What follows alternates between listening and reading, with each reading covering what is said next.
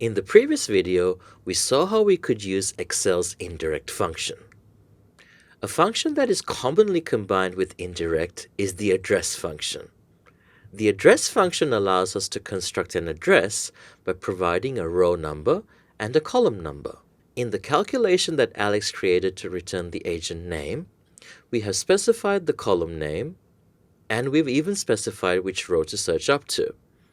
This is very rigid, and Alex has been told that the data actually might move, in which case this formula is going to break. We're now going to look at how we can use the address function to make this formula a little more flexible. Let's start by looking at the address function and how it works. So if I were to type in address and provide a row number and a column number, let's say row 3 and column 7, it's going to return me the address G3. You will notice by default we get an absolute reference address.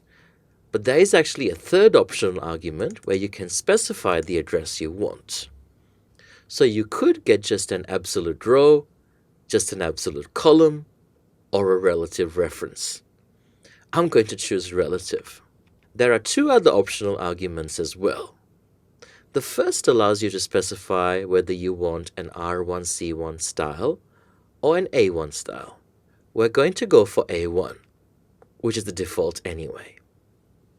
You can even specify that you want to get the data from a different sheet and you just need to put the sheet name.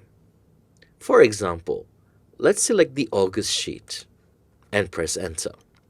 You can then combine the address function with an indirect function to return the value from that address. So that was how the address function works. Let's now see some useful applications for it. One of the things we sometimes need to do in a workbook is find out where a particular range begins and ends. And the address function is great for this. To make our lives a little easier, Alex has actually named this range County List. And we're going to take advantage of that. Although these problems can be solved without named ranges, it is trickier. We want to find out where that named range begins. And to do this, we're going to use the address function. But we're also going to combine it with the row and column functions. Given a cell reference, row will tell you which row that cell is in. So I'm going to type row, and I'm going to specify my named range, which is County List. And I'm going to need this again, so I'm just going to copy that. And then I'm going to type a comma, and similar to row, we have the column function, which will return the column a provided range or cell is in. I'm just going to select column, and again put County List, and press enter. And you can see it is telling me my range starts in F2. If I wanted to work out where it ends, I'm going to do it in a very similar way. But I'm going to need to also employ the help of the rows function. This tells us how many rows are in a specified range. So once again, we're going to start with our address. Our row number is going to be the row of the county list. But this time, we're going to add the number of rows in our county list. Because we're actually starting from 1 and then adding the total number, we're going to end up with an extra 1. So we must remember to just subtract 1. Then I'm going to type a comma. To get the column, that hasn't changed. So I'm just going to use column and county list. But if I had multiple columns in my array, then I could also use the columns function. Close the brackets for your address, and you can see that range ends at F14. Let's see how we can apply this logic to getting our agent name. I'm going to click in here and just start again.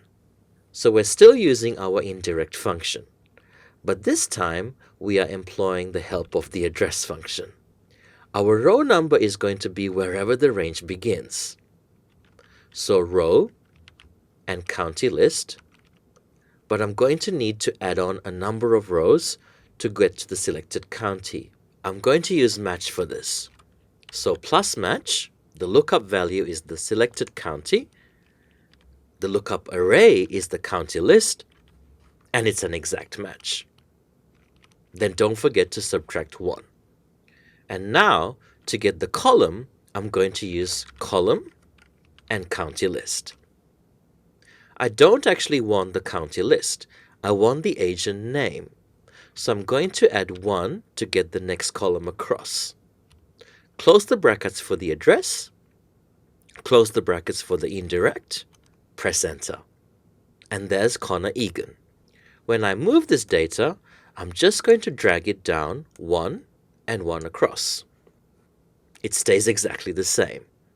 But you will see the formula for the contact number has not returned the correct value, and it doesn't have that built-in robustness.